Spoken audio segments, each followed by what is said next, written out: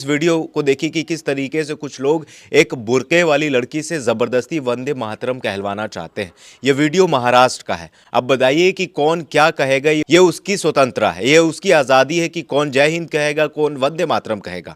अगर हम आपको कहे और पकड़ के कहे, जबरदस्ती कहे कि तुम मेरी जय जयकार कर, तो शायद आप भी ऑफेंड होंगे। लेकिन मैंने कहा ना कि कुछ लोगों की धर्म भक्ति और देशभक्ति मुसलमानों के बगैर जागती ही नहीं है। वंदे मातरम बोलना पड़ेगा। इसलिए आपको किसने आके फोर्स किया? जी बोलिए, करो क्या? आपको किसने फोर्स किया? आप लोग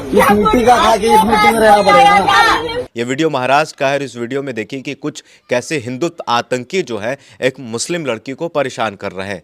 लेकिन ये लड़की जो है अकेले उन हिंदुत्व आतंकियों का सामना करती है और डट के जो है उन्हें जवाब देती है।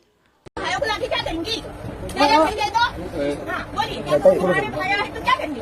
तुम क्या करेंगे? क्या करना? क्या मैंने मेरी बात जो तमाशा किया वही मैंने आपके पास के कल को वीडियो वंदे मातरम बोलना पड़ेगा। इसलिए आपको किसने आके फोर्स किया? जी बोलिए, करो क्या? आपको किसने फोर्स किया? आप लोग आपके पास पर्सनली आया आपको बोलने के लिए? अगर बोला भी होगा तो आपको पर्सनली नहीं बोला है।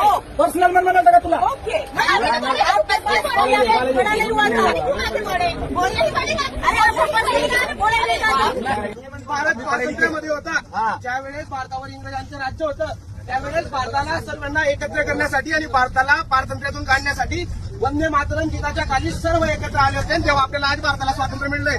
आणि आज आपण वंदे मातरम गीता मोठं करतोय। त्या ठिकाणी एखादी महिला जे वंदे मातरमचा विरोध करते, जो वंदे मातरमला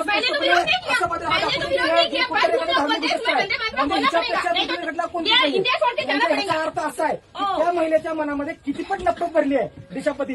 त्या महिलेला देशाप्रतीची नफरत दिसते। त्याच्या विरुद्ध कारवाई करायचं काम कोण केलं पाहिजे? कोण